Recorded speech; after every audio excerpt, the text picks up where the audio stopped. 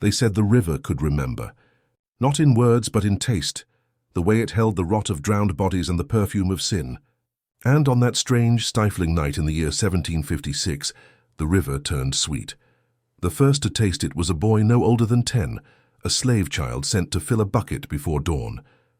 He had trudged barefoot through the reeds, the mud clutching at his ankles like hands unwilling to let him go. The moon was a swollen wound above the bayou, red and heavy, dripping its reflection into the dark water. When he dipped the bucket, he thought he saw something moving beneath, a shape pale and slow, like a woman's face smiling up from the current. He bent down, touched the surface with one finger, and brought it to his tongue. Sweet, not the sweetness of fruit or sugarcane, but something deeper, wrong, like meat rotting in honey. The boy ran. He didn't stop until he reached the quarters, where the others were already stirring. Not from the rooster, but from the sound of the river itself. It was humming, low and constant, as if some deep mouth had opened beneath the earth. By sunrise, the smell reached the big house. Mistress Annabel stepped out onto her balcony, a fan fluttering lazily in her jeweled hand, and wrinkled her nose. "It smells strange," she murmured, "like burnt sugar." Her husband, Master Thorne, appeared behind her, his broad figure casting a long shadow over the railing. "It's the slaves' stew again," he said with a dry chuckle. "They boil anything down there." But Sarah Williams knew better. She stood by the kitchen hearth, her eyes half-lidded as she stirred the morning's pot, though her mind was elsewhere, at the river's edge, where she had gone hours before the others awoke. She had felt the change in the water, before it ever rose to their noses. Something ancient had moved beneath that surface, called by her whisper her offering, her promise. She had buried the offering 2 nights ago, a bundle wrapped in red cloth, filled with herbs, bone, and one small lock of her own hair. She had buried it under the willow by the river bend, and spoken the old words her grandmother had murmured into her ears as a child. "When the river drinks your sorrow, it will feed it back in sweetness." Now as she stirred, she could still feel the tremor of the earth beneath her feet, faint and alive. The river had heard her. By noon the plantation was restless. Chickens refused to eat. Dogs barked until their throats went raw. The air hung thick and wet, carrying the scent of syrup and something far older, something that made the skin prickle. Old Martha. The midwife sat by the quarters door with her pipe and muttered, "The water done changed." "That sweetness? That's death dressing itself in perfume." "Don't speak that," one of the younger girls whispered, but Martha only spat into the dirt. "You hush, girl. You ain't lived long enough to know. When the river turns sweet, it's fixing to swallow something it been owed." And the river, wide and silent under the burning sun, seemed to listen. Its surface barely rippled, though no wind blew. The sugarcane leaves around it hung limp, shimmering faintly as if slick with dew, only it wasn't dew. It was something sticky, dark, and faintly red. That night Sarah lit no candle. She worked by the hearth's dying glow, her face caught in the dim, trembling orange light. The others had gone quiet after supper, uneasy. Even the frogs had stopped singing outside. The world seemed to hold its breath. From the big house came the sound of laughter, faint, distant, the master and mistress entertaining guests before their grand Sunday supper tomorrow night. Sarah listened to it, like one might listen to thunder before a storm. Each laugh struck her chest with the weight of memory, the lashes, the screams, the sound of her child's breath fading in her arms 3 winters ago. She had asked God to help then. But it wasn't God who answered. From the darkness behind her came a whisper, soft and low like the rustle of skirts through water. "You called me, child." Sarah did not turn. Her hands trembled just once before she stilled them against the table. "I did. And now you will give them what they gave you." A gust of cold air brushed the back of her neck, smelling of wet soil and iron. Sarah closed her eyes. "They'll eat. They'll drink. And the river will take its fill," the whisper sighed, a sound both tender and cruel. "When the river turns sweet, the cup must spill." The wind died. The hearth flared once, then dimmed to ash. Before dawn, the slaves found fish floating belly up near the banks. The water shimmered faintly gold in the morning light, as though it were coated in molasses. The boy who'd first tasted it now refused to speak. He sat by the fence with his eyes wide and empty, whispering to the flies that gathered at his feet. Up by the big house, Mistress Annabel ordered barrels of water to be drawn for the kitchen, complaining again of the sticky air. She did not notice the faint trace of red swirling in the bottom of her silver basin. Sarah carried the buckets herself, her eyes fixed on the horizon, where the river coiled through the fields like a sleeping serpent. The surface glistened with sunlight, almost beautiful. But beneath something moved slow and patient, waiting. When she passed old Martha, the crone caught her wrist and hissed, "What did you do, girl?" Sarah met her eyes, voice quiet as a lullaby. "I only asked for justice." Martha shook her head, backing away. "That weren't justice you called. That was hunger." Sarah smiled faintly, a tired, haunted smile. "Sometimes they're the same." That evening the master's bell rang for dinner. Silver was polished, candles lit, wine uncorked. The table stretched long under the glow of chandeliers, waiting. And outside, beneath the porch where shadows pooled thick as ink, the air hummed with sweetness, cloying, suffocating, irresistible. The river's song could be heard again, faint but clear, drifting up through the still night air, a slow, melodic hum, like someone breathing through a mouthful of sugar. Sarah stood at the kitchen door, watching the light flicker in the dining room windows. Her hands did not tremble. Her eyes were steady, and somewhere far away under the roots of the willow something began to stir. The oak table had been carved from a single fallen tree, old enough that its rings told stories older than the land itself. Its grain was dark as dried blood, smooth from generations of elbows, prayers, and punishments. The master said it was a symbol of prosperity. But the slaves whispered that the table drank more than wine. That evening the house shone like a cathedral. Every candle burned white and tall, throwing its trembling light upon portraits whose painted eyes followed the living. Silver gleamed.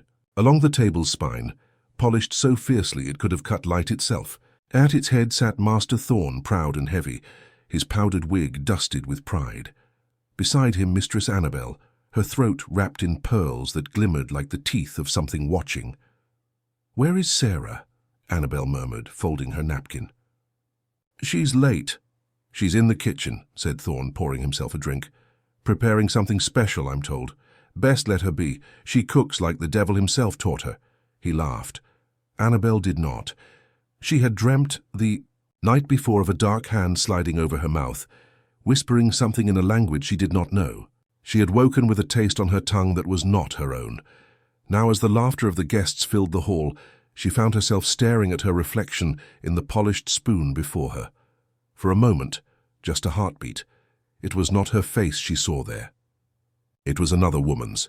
Dark eyes, still and bottomless, staring back at her from somewhere far deeper than silver. She blinked. The reflection smiled. In the kitchen, Sarah Williams stirred the final pot. The air was thick with the scent of roasted meat and sweet glaze, a perfume that masked everything, the fear, the earth, the whisper of things unseen. On the counter before her lay 7 plates. Each one bore a small carved symbol on the underside, painted faintly in the blood of a rooster slain at dawn. 7 plates for 7 souls, 7 sins to feed. Behind her, the other kitchen hands worked in silence. They did not ask questions anymore. They had seen Sarah walk down to the river that morning and return with her skirts damp and her eyes strange, not wild, but certain. When the last dish was ready, she lifted her apron, revealing a small pouch tied to her waist. Inside it were dark grains, not salt, not spice, but powder ground from something that had once been bone. She opened the pouch, her lips moving in quiet rhythm. "The sweetness is the river's mouth. Let it drink, let it swallow, let it hush." She sprinkled the powder lightly across each dish. The air seemed to shift. The flames in the stove flickered once, then bent inward, bowing toward her hands, as though in reverence. Sarah did not smile. She simply picked up the tray and carried it through the wide doorway, her shadow gliding long and silent against the floor. The guests rose as she entered. "Ah, the feast begins," said Master Thorne, clapping his hands. "Sarah, my girl, you've outdone yourself tonight." She bowed her head. "Yes, sir." Her voice was soft, low, steady. As she began to serve, the room filled with murmurs of delight. The smell was intoxicating, a sweetness that lingered too long in the throat like a secret. Annabel watched Sarah's every movement. There was something ceremonial about the way she placed each plate, as if following invisible lines traced in the wood. When the final dish was set before her, Sarah looked up. Their eyes met, mistress and slave, and for the first time, Annabel felt herself looked through, as though Sarah saw not her face, but the hollow behind it. "Will you bless the meal, dear?" Thorne asked, raising his glass. Annabel nodded slowly, still watching Sarah retreat to the kitchen door. She folded her hands, fingers trembling just slightly, and began to pray. "Lord, we thank thee for the bounty of this table." Her voice faltered. The air in the room felt heavy, syrup thick. The candles flickered in unison, their flames elongating, bowing toward the food, for the hands that prepared it. From the kitchen came the faint sound of humming, a low rhythmic tune, ancient and wrong. "And for thy mercy upon—" Her words stopped. A sound, soft but unmistakable, echoed down the length of the table.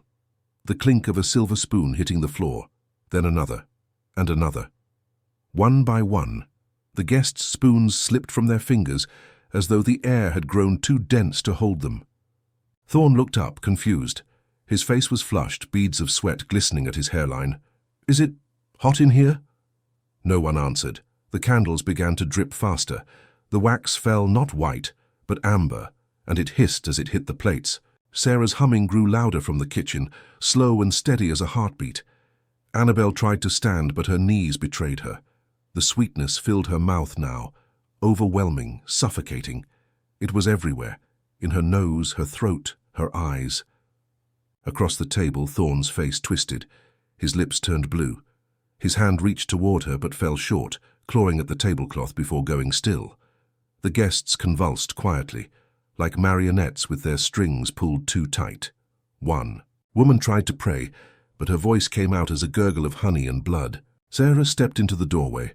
Her eyes were black, reflecting only candlelight. "The river's full now," she whispered. The last sound in the hall was the creak of the great oak table, as though it sighed. And then, silence. Outside, the wind stirred the cane fields. The air smelled of sugar, thick and sweet enough to sting. Somewhere far off, the river sang again, its voice rising softly through the trees. Old Martha, watching from the shadows near the quarters, crossed herself 3 times and muttered, "Lord, forgive her. Lord, forgive us." But even as she prayed, the light in the big house began to fade, each candle flickering out one by one until only the long oak table remained aglow, faintly gleaming beneath its burden of still bodies. And when the final flame died, there was a sound, faint, wet and terrible, and the sound of the table drinking. The house was silent, the kind of silence that feels alive. It pulsed softly through the halls, a hush thick enough to muffle even God's name. When the sun rose, it came timidly, as though unwilling to trespass upon what the night had done. Pale gold light crept through the tall windows, falling across the dining room in fractured bars. There the table waited, a graveyard of silver and porcelain. The bodies had gone cold. Their faces were frozen in that final instant of disbelief. Mouths open, eyes glassy and unseeing, skin waxen with the faint sheen of sweat and death. The master's hand still clutched the tablecloth, his knuckles pale against the crimson stain that had spread beneath him like a blooming flower. Mistress Annabel's pearls were scattered across the floor, each one glinting faintly in the light, like drops of bone. And in the corner of the room, still as a statue carved from shadow, Sarah Williams stood watching. Her expression was calm, almost gentle, like a mother watching her children sleep. She held one hand at her side, the other resting lightly against her apron. In that hand was a single spoon, silver and spotless. She had polished it through the night, not from guilt, but from reverence. The spoon gleamed like a mirror, reflecting her face in soft ripples. She smiled. It was not joy nor sorrow. It was something quieter, the slow, weary smile of a woman who had finally heard the end of a long, cruel song. From the open window came the hum of flies, already thick around the room. They gathered first around the sweet dishes, then the faces. Sarah did not shoo them away.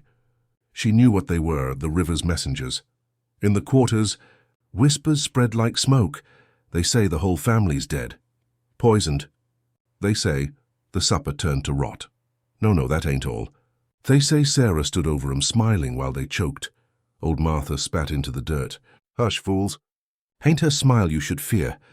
It's what's smiling through her. The others fell silent. Martha's eyes were fixed on the big house in the distance, where the shutters hung open and the curtains fluttered like pale ghosts. Once the river takes your grief, she muttered, it don't give it back. It keeps drinking until it drinks you.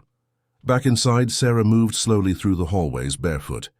The wooden floor creaked beneath her, but the sound was soft, almost respectful. She passed portraits that seemed to watch her, their painted smiles bending in the warped glass. In the kitchen, the fire had died. The pots were black with soot, the air still thick with sweetness. She set the spoon on the counter and took a long breath. Her reflection in the stove's iron surface shimmered faintly, not quite aligned with her movements. She frowned.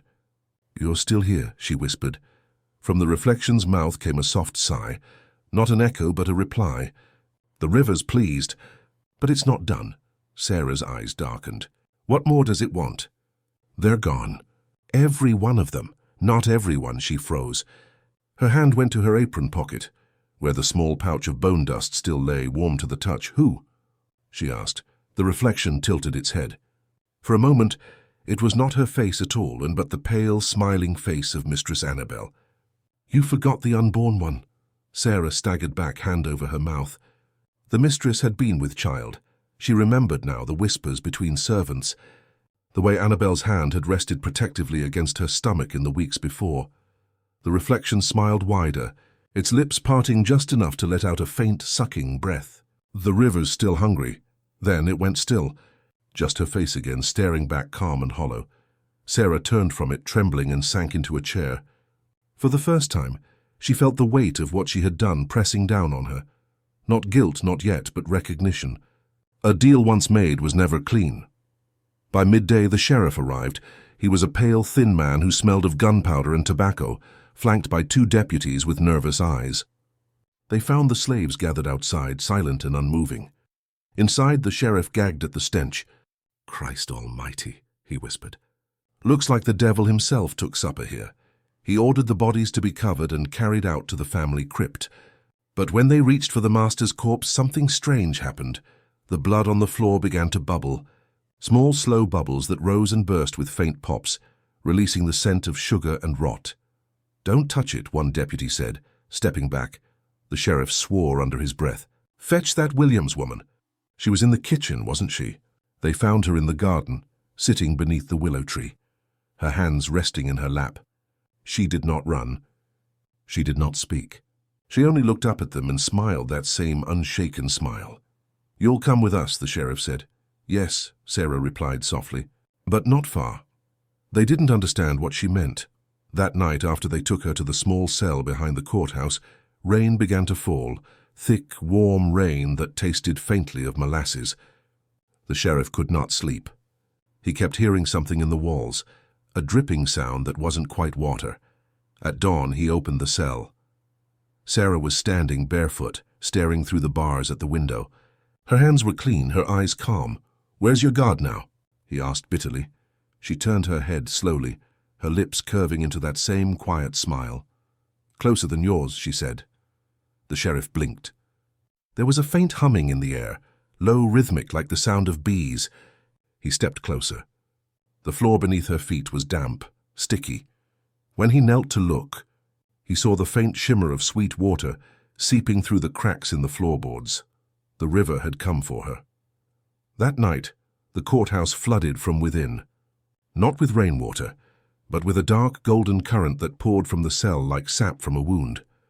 By morning, the cell was empty, door still locked, key still hanging where it had been left, and as the sun rose, the big house on the plantation began to hum again. Through the open windows, faint laughter echoed, soft, distorted like a phonograph winding down. At the head of the long oak table sat 7 chairs. 6 were filled with shadows that flickered and whispered. The 7th, at the table's far end, was waiting for Sarah Williams. The air turned thick the morning after Sarah vanished. Not with fog nor storm, but with something heavier, something that buzzed. From the cane fields to the front porch, the sound came like the murmuring of 1,000 small mouths praying. It gathered around the big house first, swirling in lazy spirals, until the sky above the plantation looked bruised. The flies had come. They came as if called. Old Martha was the first to notice the change. She stood by the well, bucket dangling from her hand, watching as the insects moved like black smoke through the air. "Flies don't come for nothing," she said under her breath. "Flies mean the dead got business left to do." No one answered her. The other slaves worked in silence, eyes darting toward the house every few minutes. None of them would go near it now, not since the sheriff's men had carried out the bodies and locked the doors behind them. But still, the smell drifted, sweet, rancid, heavy enough to stick in the back of the throat. At noon, a wagon arrived from town. 2 men stepped down, both carrying cloth over their noses. They were undertakers, sent by the parish to prepare the bodies for burial. The younger one, a thin man with nervous eyes, he spat into the dirt as he stared up at the mansion. "She killed 'em all," he muttered. "One supper. Whole damned family." The older man said nothing. He adjusted his gloves, his face pale beneath the brim of his hat. "Poison," he said quietly. "That's what they say, but poison don't make the air taste like sugar." They went inside. The dining hall was worse than they expected. The bodies had been removed, but the room still remembered them. The table was sticky to the touch, the floor damp beneath their boots. Dozens of dead flies littered the plates, their wings glistening like shards of glass in the sunlight. On the wall above the fireplace, a stain had bloomed, faint and red-brown like rust spreading under paint. "Good Lord," the young man whispered. "How long they been dead?" The older one crouched, pressing his fingers to the floorboards. The wood was damp. When he lifted his hand, a thin thread of sweetness clung to his skin.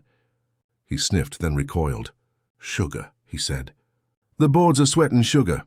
The younger one laughed, a short, nervous sound. "It ain't possible." "Neither's this," the older man muttered, pointing to the corner. There.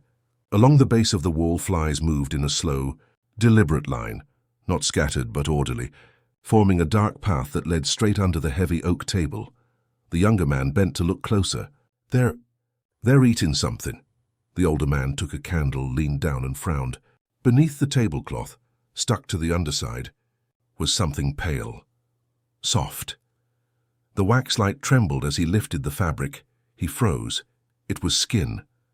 A small patch, no bigger than a coin, clinging to the wood, human. He dropped the cloth and backed away, whispering a prayer. "Let's finish this quick," he said. "This house ain't right." Outside, the sheriff waited by the wagon, hat pulled low. His face was drawn, sleepless. "You find any sign of the woman?"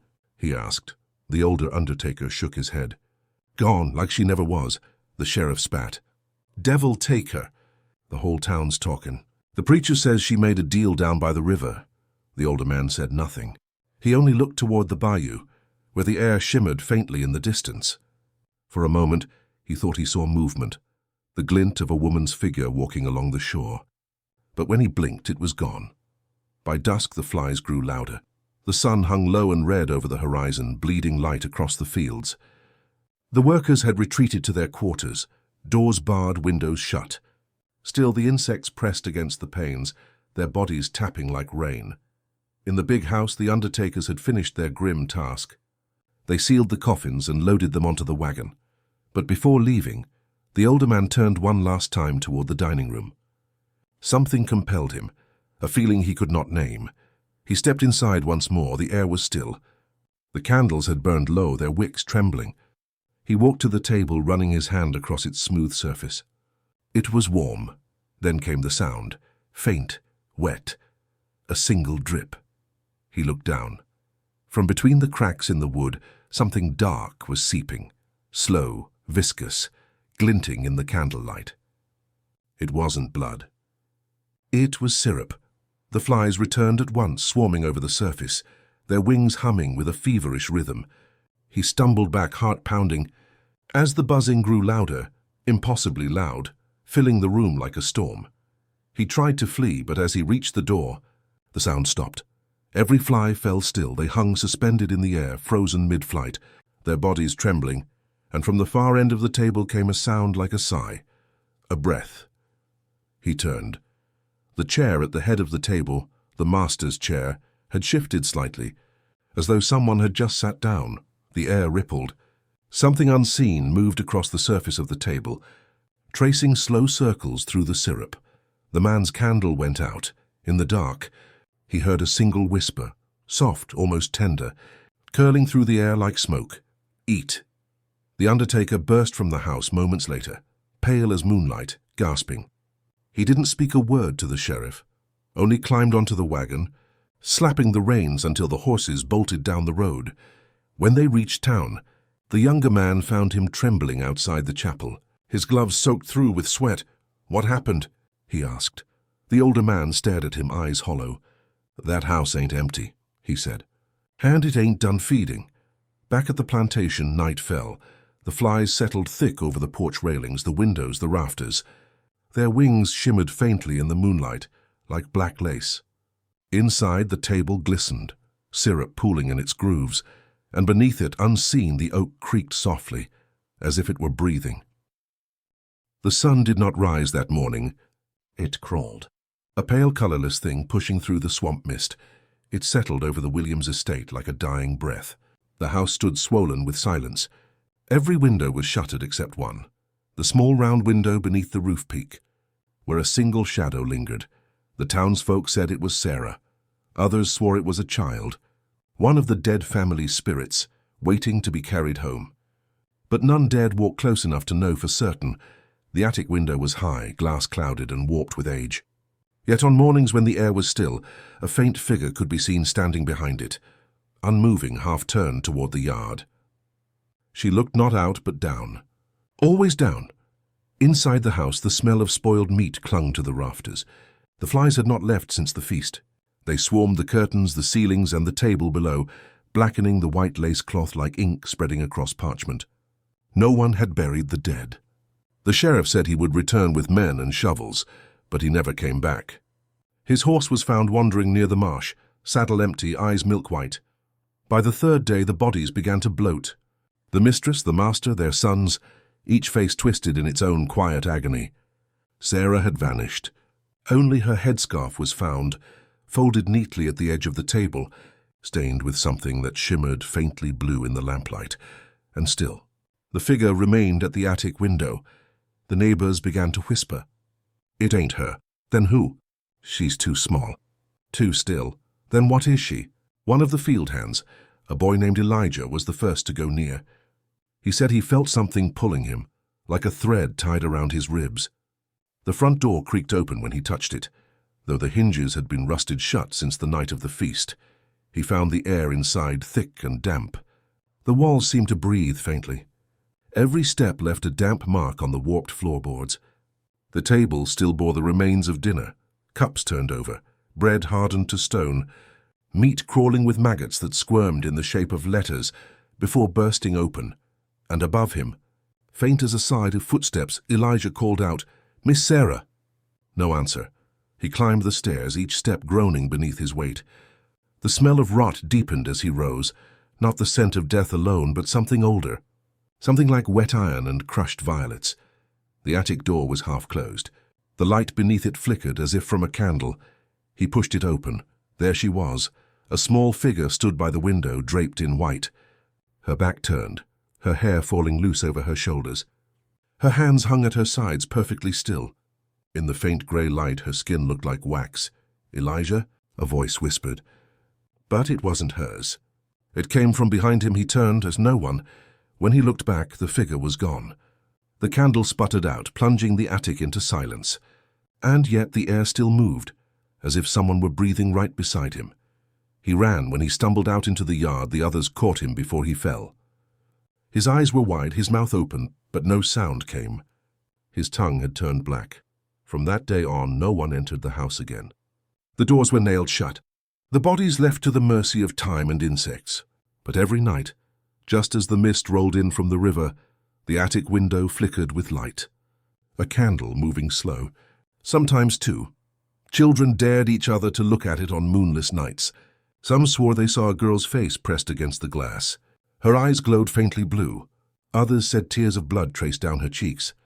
Though the glass never cracked, and when the wind carried over the fields, it brought with it a sound, faint, almost human, like the scraping of cutlery against porcelain. Weeks passed before the window went dark.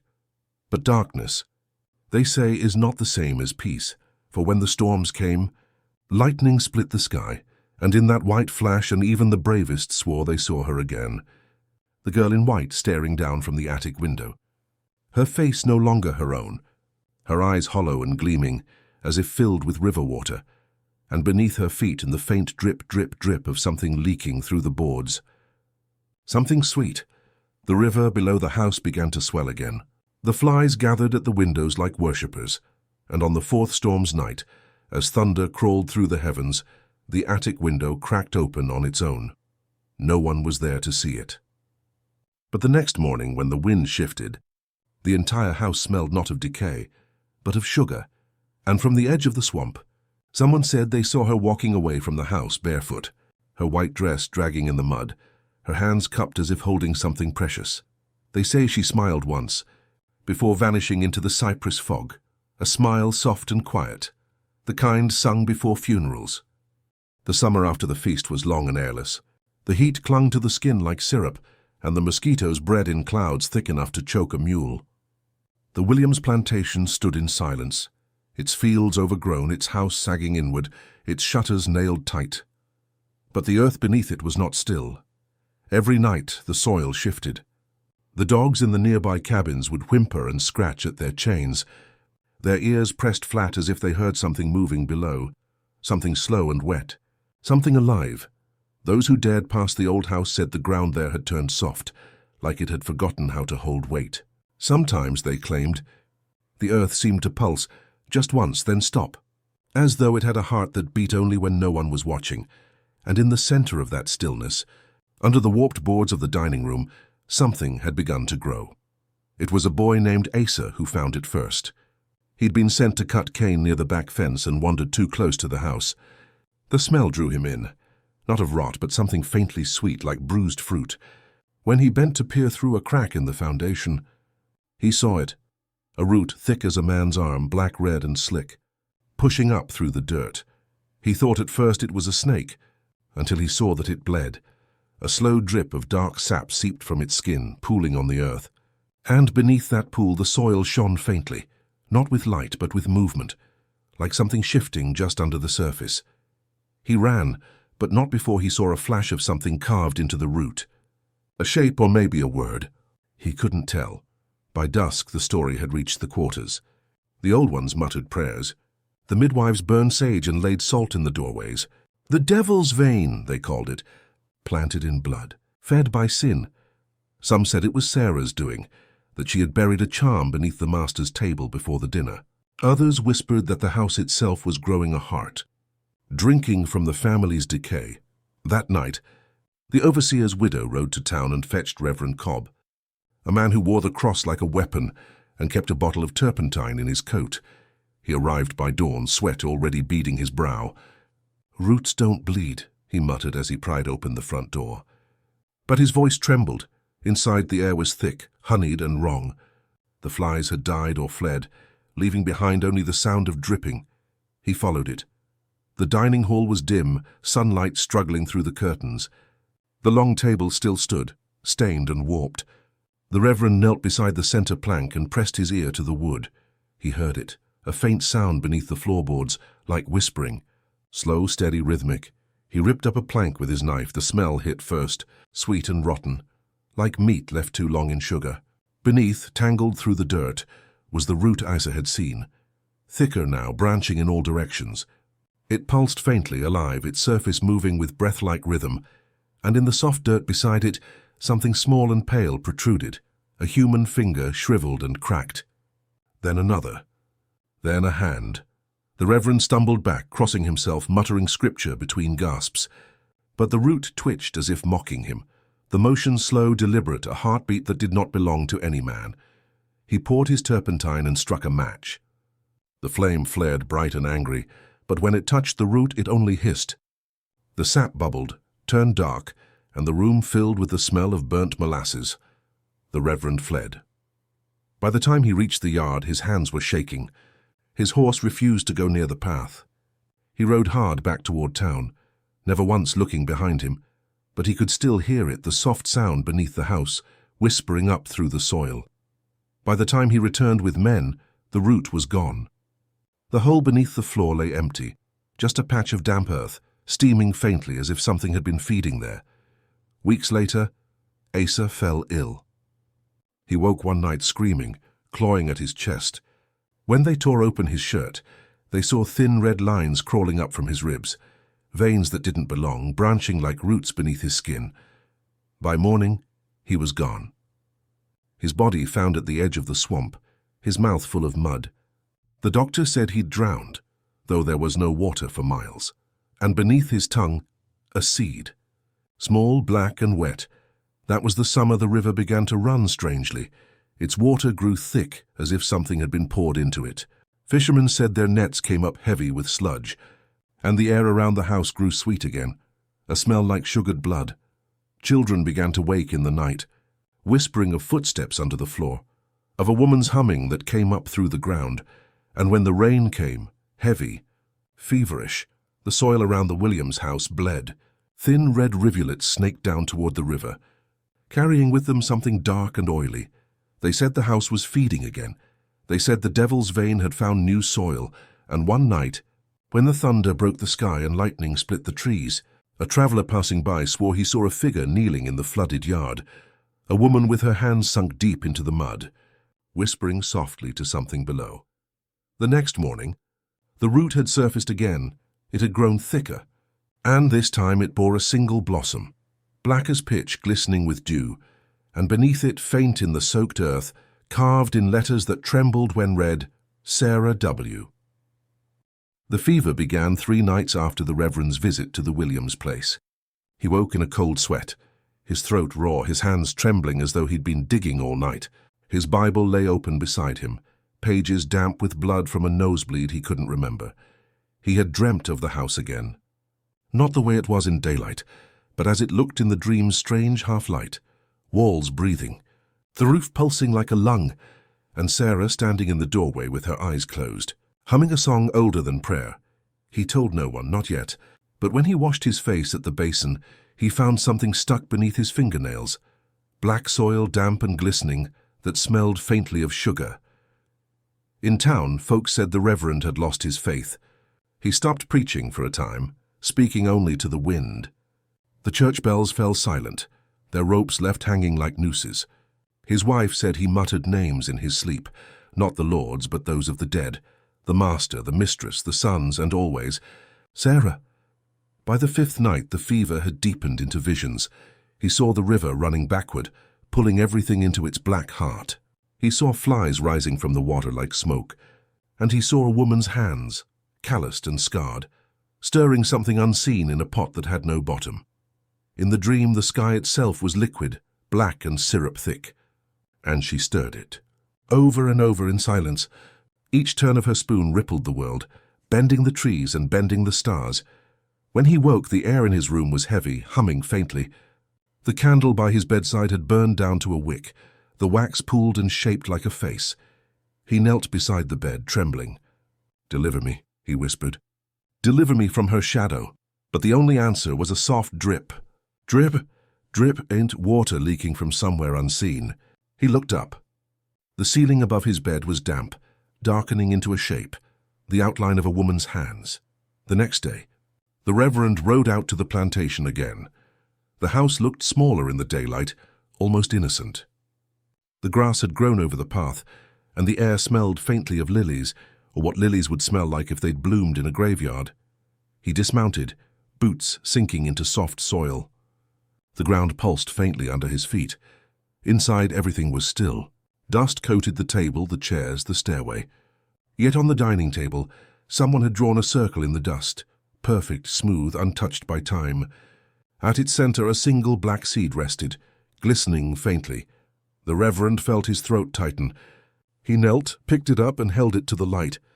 The seed shimmered red for just an instant, as if something alive moved beneath its shell. He dropped it, heart hammering. That's when he heard the voice. "You came back. It was soft, almost kind." He turned, but the room was empty. "Did you bring the book again?" The voice came from everywhere and nowhere. from beneath the floor, from behind the walls, from the root itself. He clutched his cross, whispering a prayer through clenched teeth. "Your God won't walk this ground," the voice murmured. "He never did." The Reverend stumbled backward, eyes wide. "In the name of the Father." But before he could finish, something wet brushed his ankle. He looked down. The root.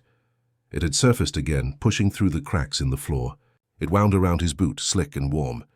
He slashed at it with his knife, and sap spilled, red as blood, sweet as molasses.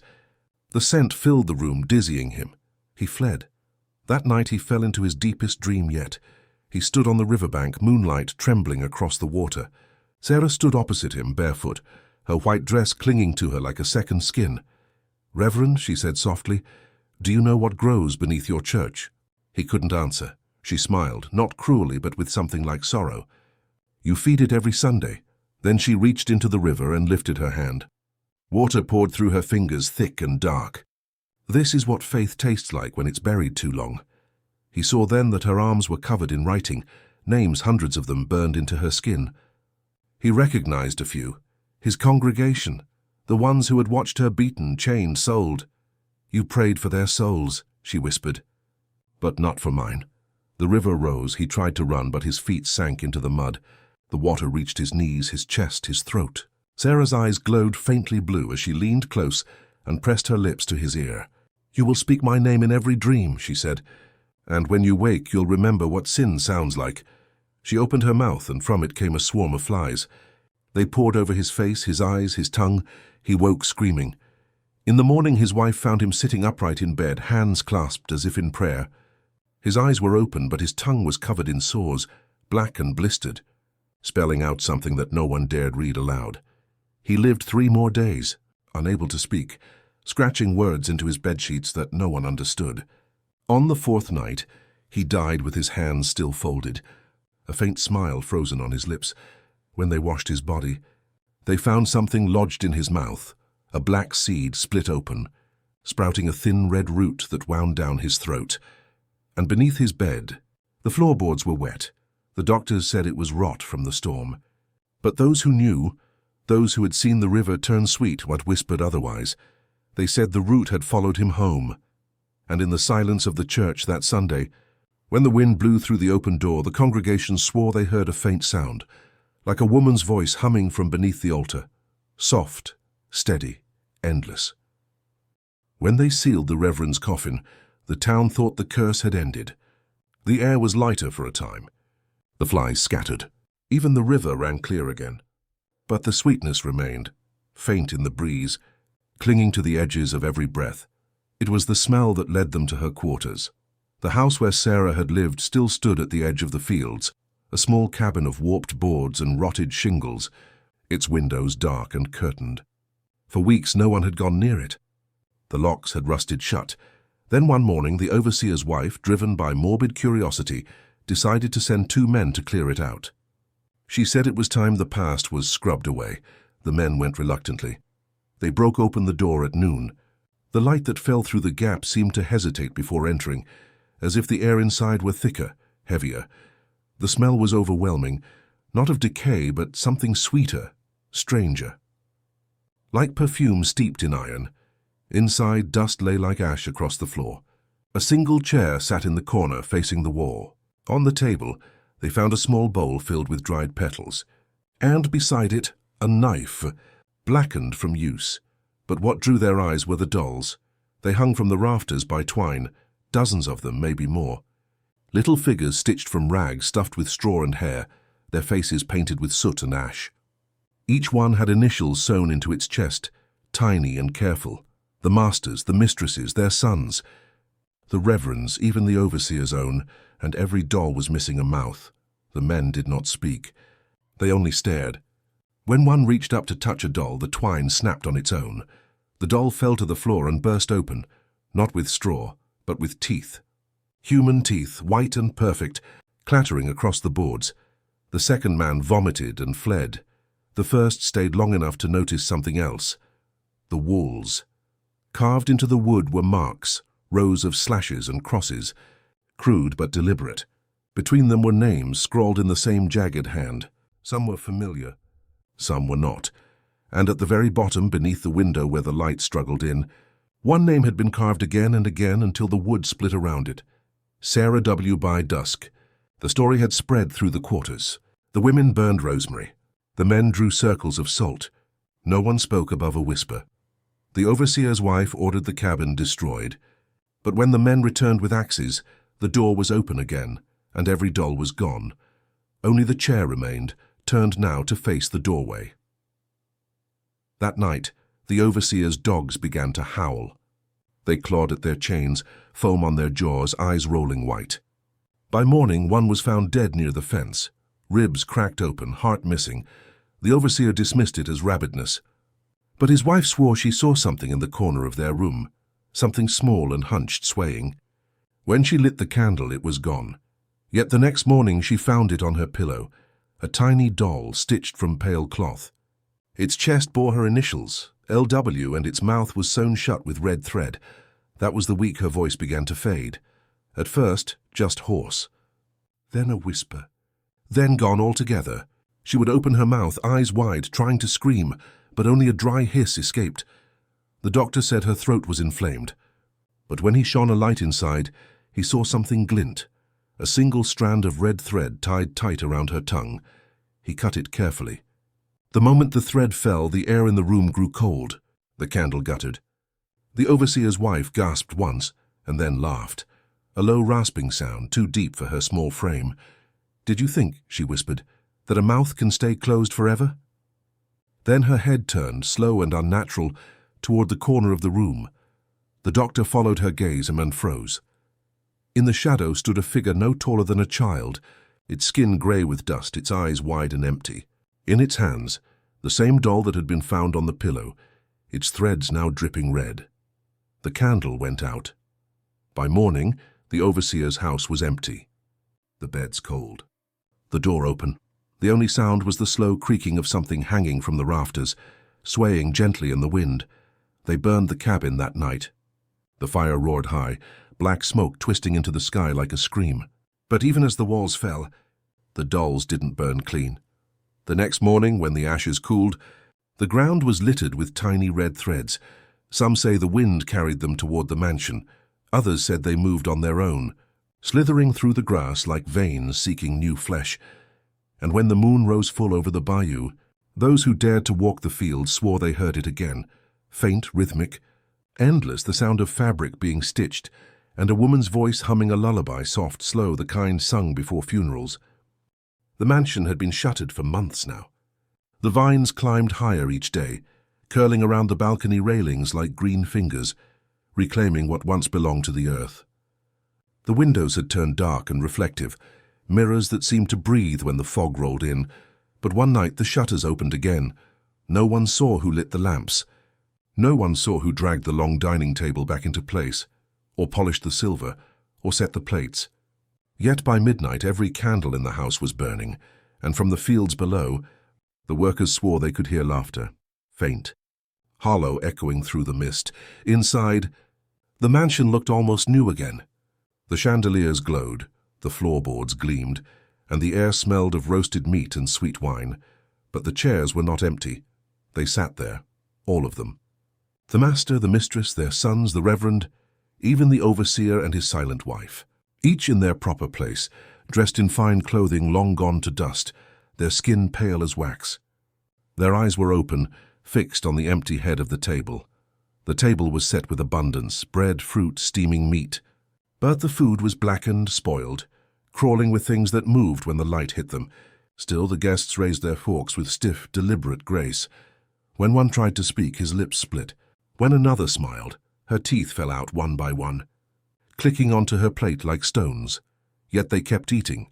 The house demanded it. Outside, a boy who had wandered too close pressed his face to the glass. What he saw should have turned him away. But hunger or curiosity, or something older than both, rooted him to the spot. Because as the figures feasted, he saw others entering, servants, workers, even strangers. They walked in through the open door as though invited. Some wore rags, some carried candles, some looked lost, confused. Each took a seat. Each found a plate waiting for them, and when they raised the first bite to their lips, their faces began to pale, their movements slowed. until they too became part of that eternal supper.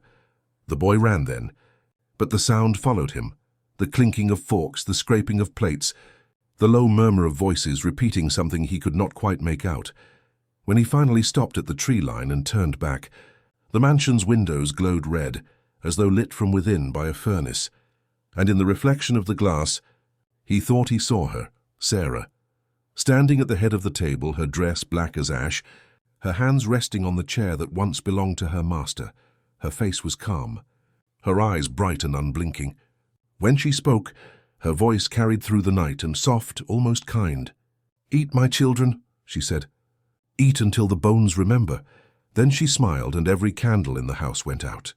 The next morning the fields were empty again, but when the new owner came to inspect the property, he found the dining room spotless, the table cleared, the silver polished, the floor swept clean.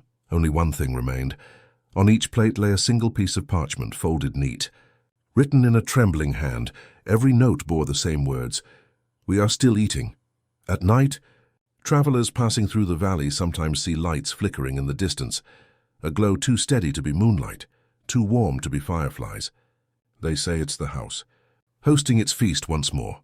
Those foolish enough to follow the lights never come back, but the hunters who find their camps abandoned always notice the same thing left behind: a single place setting, fork, knife, plate, and a chair pulled slightly away from the table, as if someone had just stood up to greet their next guest. The river does not forget. It carries every sin, every prayer, every secret whispered too softly to reach heaven. In the spring of 1757, the people of Newport awoke to find the river black again, thick as tar, still as glass, and when the morning wind blew across it, the air tasted faintly of sugar and smoke, the sweetness of something burned long ago. No one spoke of the mansion anymore. It was gone now, swallowed by the earth after one last storm. But the ground where it once stood refused to grow anything. Not a weed, not a root, not a vine. Only the river moved, slow, patient, glistening like oil under the sun. They said if you stood on its banks long enough, you could hear the water humming. Not the sound of current or breeze, but a woman's voice, low and lilting, singing in a language no one remembered. The pastor's successor tried to bless the waters. He walked to the edge with a wooden cross and a prayer on his lips. But when he dipped the cross into the river, it came out stained black, dripping like blood. He threw it away and never spoke of it again. By summer, the river began to change its course. Slowly, silently, it crept toward the ruins of the house, as if drawn by memory. The ground shuddered when it reached the foundation, swallowing the last stones whole. The townsfolk called it a curse. The elders said it was justice. But the old slaves, the few who still remembered Sarah's name, said it was a promise kept. At dusk, the children came to the banks to toss pebbles into the water. They whispered dares, waiting for ripples to form. But the river never rippled. It only reflected. One night, a girl threw a handful of stones and watched them vanish without a sound. When she looked closer, she saw faces beneath the surface, pale, distant, unmoving. A man with a silver spoon clutched in his hand. A woman with lace still pinned to her throat. And at the center, a figure watching her from the dark. Calm, unblinking, smiling. Sarah. Her hair floated around her like ink in water, her eyes reflecting candlelight from nowhere. The girl ran, tripping through the reeds, but the sound followed. The soft hum of a song she'd never heard before, curling through the trees like mist. That same night, the wind shifted. Across the fields, it carried the scent of roasted bread and sweet wine. The dogs howled. The bells in the old church tower began to toll on. Their own, each ring echoed longer than the last, as if the metal itself were grieving. The few who dared to look out their windows swore they saw candlelight moving along the river's surface, hundreds of tiny flames drifting downstream. Some said they were souls. Others said they were just reflections. But as the lights passed, the voices began again, faint, overlapping, rising like a choir buried deep beneath the earth. Eat and be free. The wind carried it down through the valley, over the graves, into the sugar fields where no cane would ever grow again, and the river kept singing. By dawn, the black water had receded. When the sun rose, it gleamed gold, as if nothing had ever happened. Fishermen found no trace of the lights, no bodies, no wreckage, only a single wooden spoon caught in the reeds, carved with 3 letters, SW. They say the initials stand for Sarah Williams, but the elders of Newport say that's only part of the truth, because the letters were carved backward, mirrored as though written from beneath the surface. Years turned to decades. The mansion's name faded from record, the graves sank, and the story became a warning told to children. Don't drink from the river when it tastes sweet. But every few generations, someone forgets. They taste the sweetness and smile, thinking it harmless, and by the next morning, their house stands empty, table set, candles burning, a single chair drawn out, when the night grows still, and the air smells faintly of sugar and smoke. Travelers say they can hear her voice again, soft, steady, carrying through the cypress and mist. Eat and be free. Then the river shivers, as though something beneath it has laughed, and in the black reflection of the water, the candles of the feast burn once more, endless, patient, eternal.